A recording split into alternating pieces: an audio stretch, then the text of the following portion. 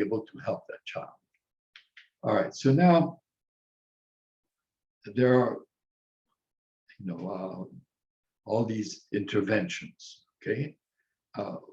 Reestablish a sense of safety, explain to the child how their body and their mind responds to trauma, help with regulation of their feelings, provide strategies for anxiety and stress management, deal with the dissociation, that is the problem of attention and concentration, stress social engagement, building interpersonal skills, assist in weaving a narrative, and finally encourage activities. We will go through a list of activities. Okay, so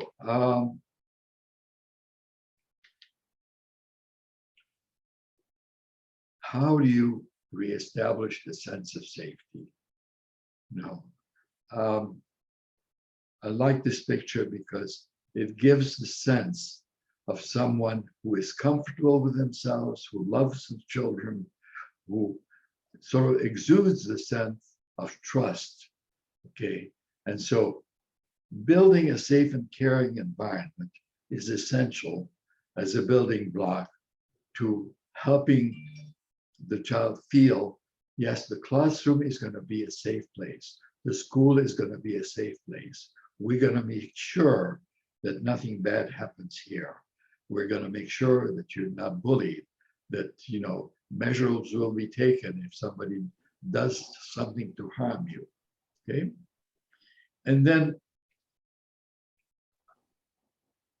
progressing in the relationship by building trust, demonstrating to the child that they can trust you, so that slowly the child can come to feel that yes, you are a safe person. You are not the same as others who have harmed me and hurt me.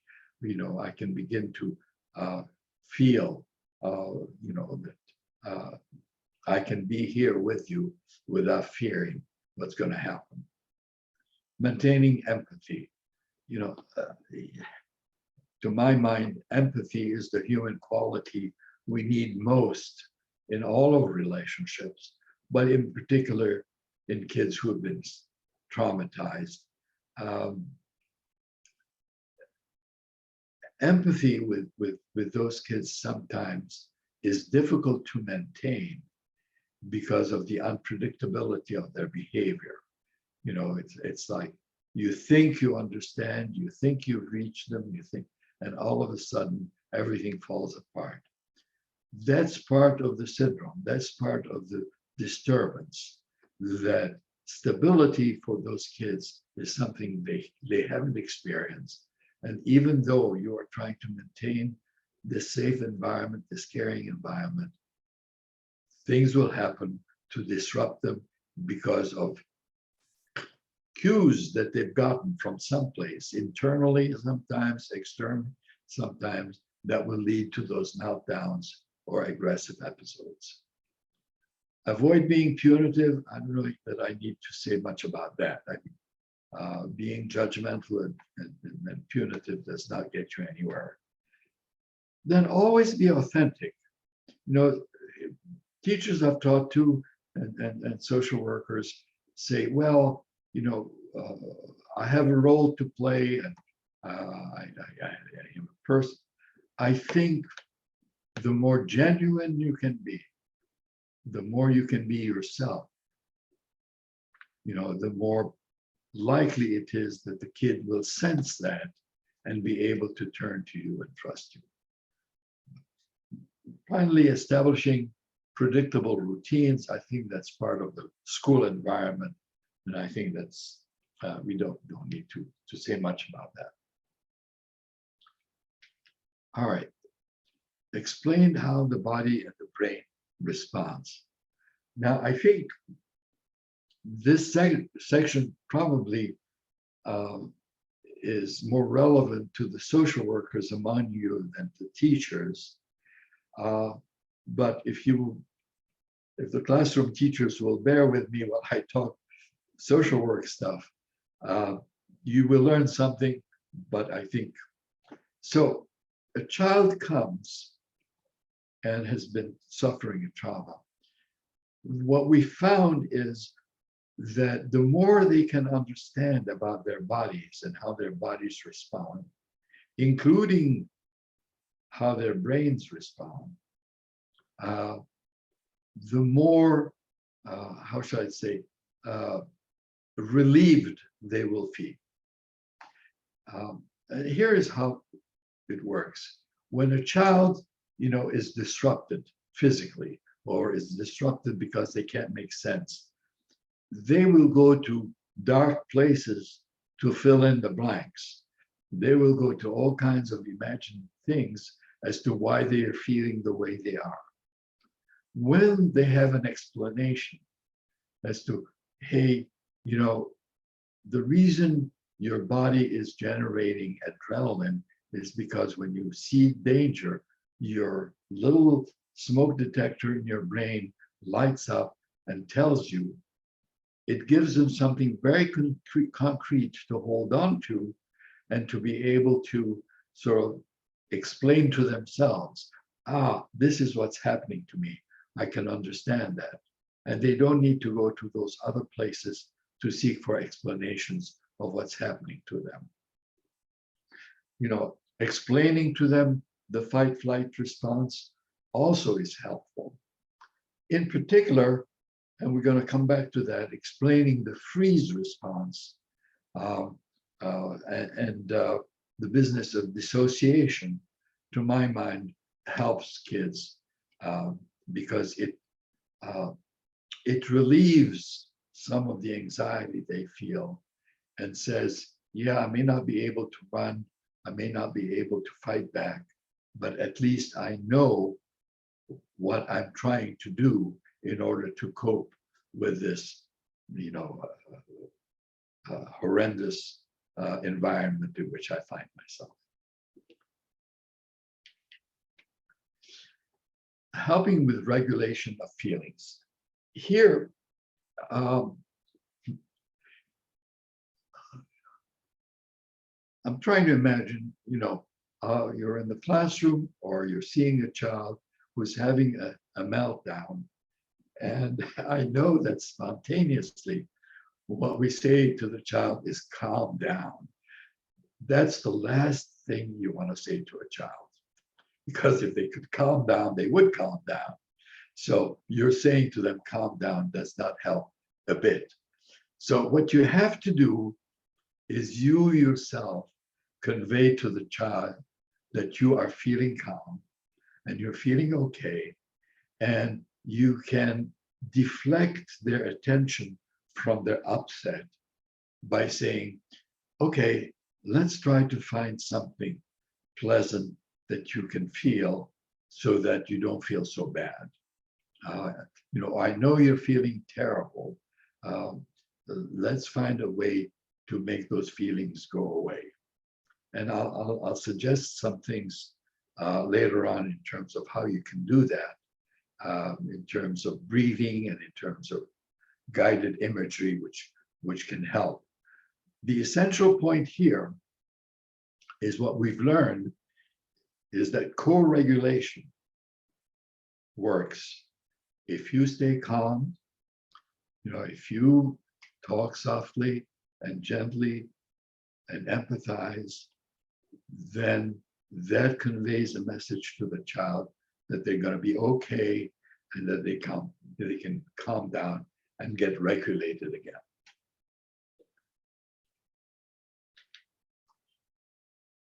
All right, so dealing with anxiety and stress. The first thing about dealing with anxiety is that you have to imagine this child being in considerable pain. Okay, so in my work, when I used to see children, and I knew how much pain they were in, I would imagine, what would it be like to hold and cuddle this child in order to convey the sense of, I am with you, I care for you. Now, we can't touch, we can't hold them, we can't obviously sit them on our laps and calm them as we would if they were our child. What I'm conveying here is, if you are able to imagine that for that child, it's a beginning. Then we have a couple of techniques that are helpful. Again, instead of saying calm down, you say to the child, take a deep breath, hold it, hold it, hold it, let it go, let it go, let it go. Let's do that about 5 times. Let's do that about 10 times. Breathing, as we know now, the slow breathing helps regulate anxiety. It helps calm people down. So breathing exercises, as they're called, usually the ideal way to teach breathing exercises is to say to the child, okay, breathe in and count till 5 if you can, and hold your breath.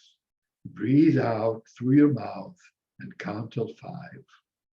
Okay, then start over. Breathe in, count till 5, hold it. Breathe out, count till 5, let go. That, can begin to diminish the anxiety. The other technique, I think, is more appropriate for maybe a one-to-one relationship with social worker, is what we call guided imagery. And I'll give you an example to illustrate how that works. A parent brought a child whom I had been seeing, who was having nightmares and who was having terrible anxieties. So again, trying to create a safe environment with the child. The mother was there. This was a 7-year-old child.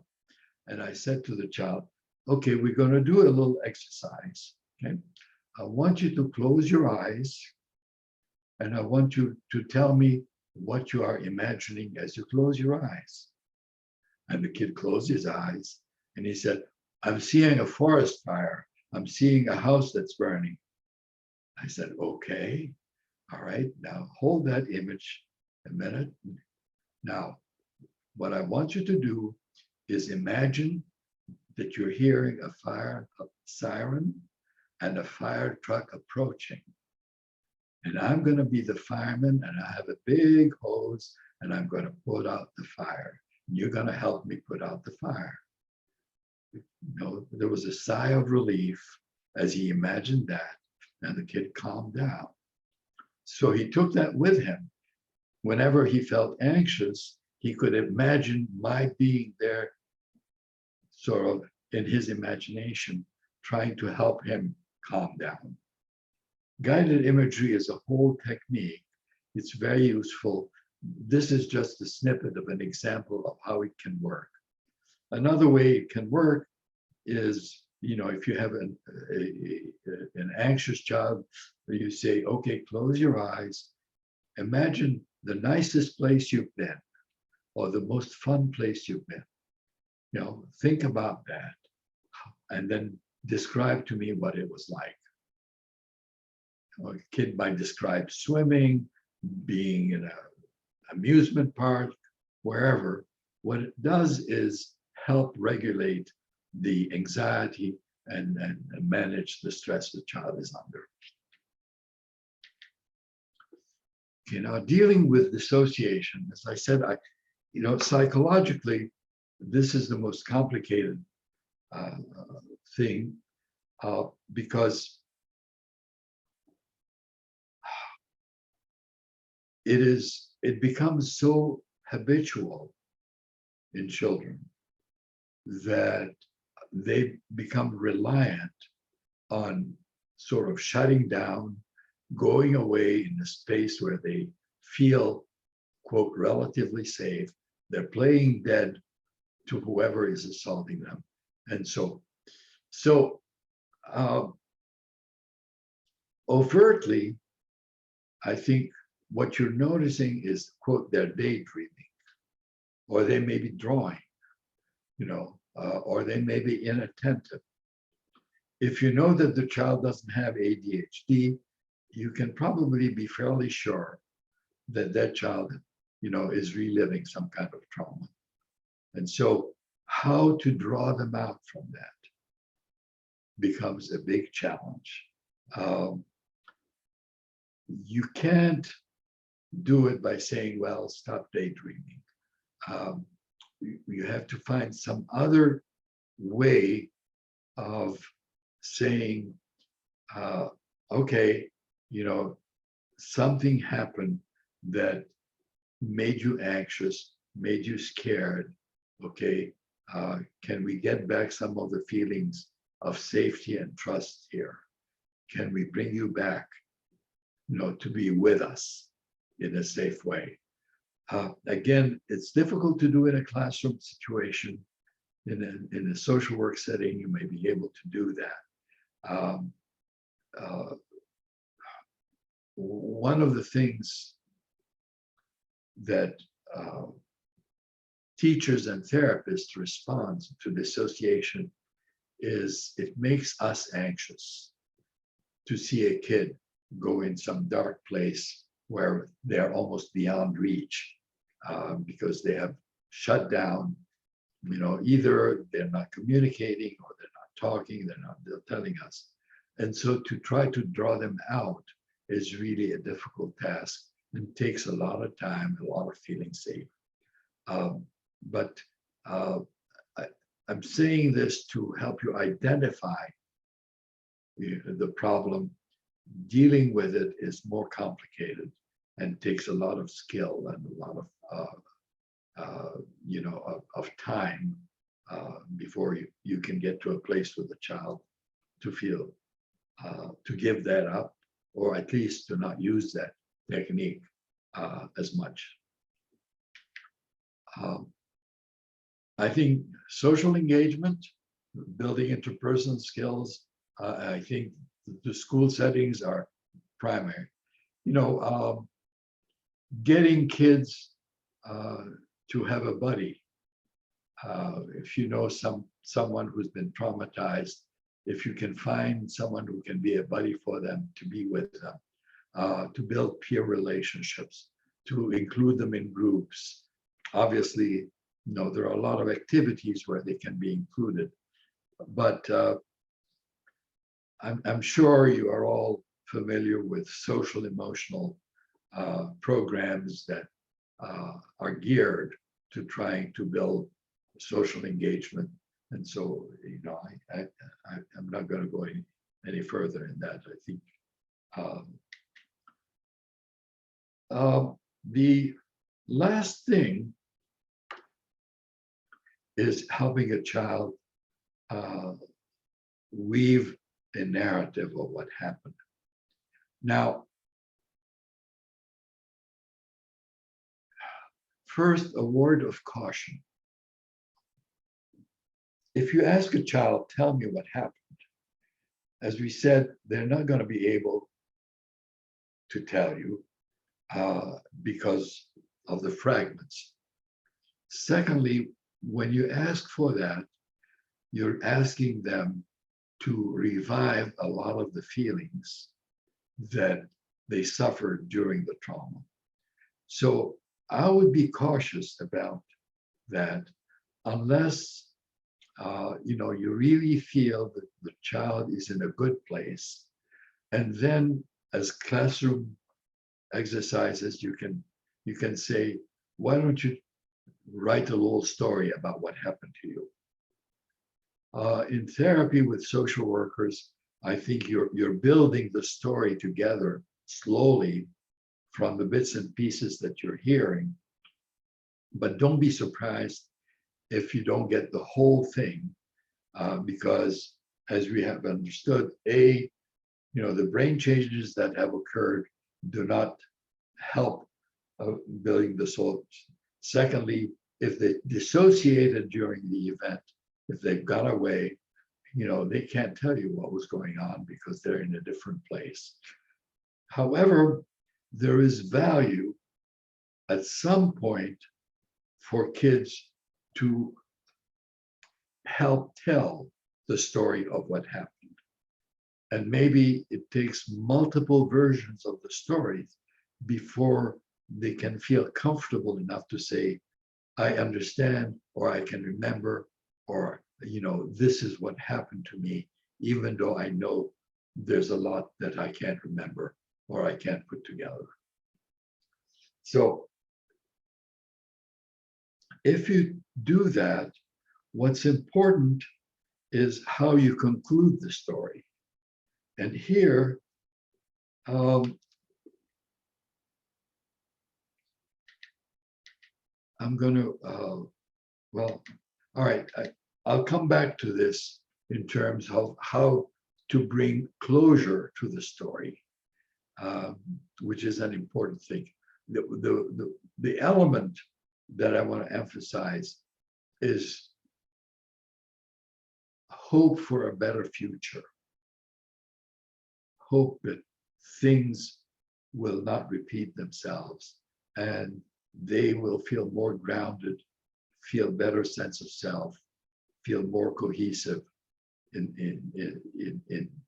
as they mature. So I'll come back to that. Okay. Now,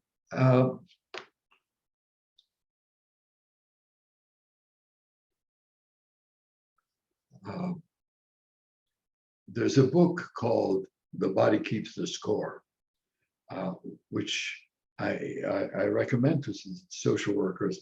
I think teachers may find that a little bit daunting because it deals with some neurological aspects. However, Van der Kolk has been very helpful in contributing another dimension to helping people who have suffered trauma. And his recommendation is talking about it only partially helps. What helps is some activity that helps revive the feelings so that another form of expression can take place to give an outlet to all the feelings that have been built up. Okay? So art therapy or art, music, dance, theater, sports, leave out yoga and meditation for the time being. But I'm a great believer in theater. Theater permits kids to pretend something they are not. And in the process of doing that, they can allow themselves some free range to express whether it's their dissociative thoughts or their repressed thoughts that they haven't allowed themselves to think. Dance is another. Any of those programs in school, if kids are encouraged to participate in them as much as possible, those are healthy. And the yoga and meditation is more applicable to adults, although some people are trying to use meditative techniques with kids. Now, finally here, in terms of other activities, I want to say a word about EMDR, because some of you may have heard about it and wondered what it is and what it does. EMDR is a technique that has been used with a range of people with trauma, all the way from children to servicemen who have been seriously traumatized. And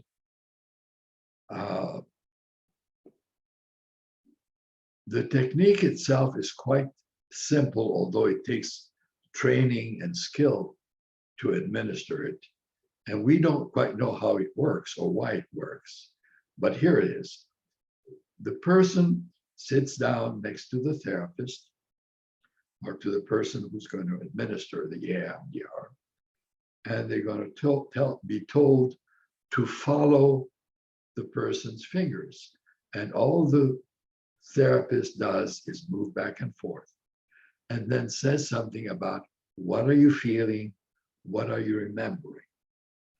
For some reason, this kind of technique helps bring up feelings that the person was not able to deal with before. And in the process of reprocessing those memories, it neutralizes them. The term is it detoxifies them. They're no longer toxic, and the person can overcome some of the damage done by the trauma. So I mentioned that in case you have heard about it and were curious about it. So to summarize, we talked about safety, explaining how the body and brain works, regulating feelings, providing strategies for anxiety, dealing with dissociation, social engagement, assisting in a narrative, and encouraging other activities. Finally, I need to say this. Let me put it this way. The scars left by a trauma don't go away. What happens is you learn how to deal with them, right?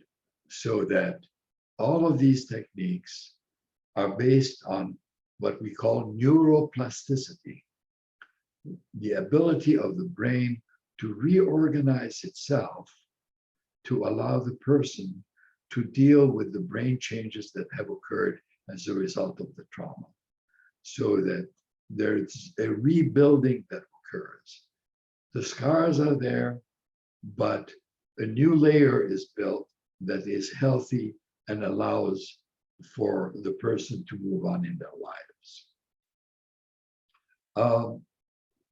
The biological and relational effect can be mitigated. They can be sort of attenuated. We haven't talked about medication.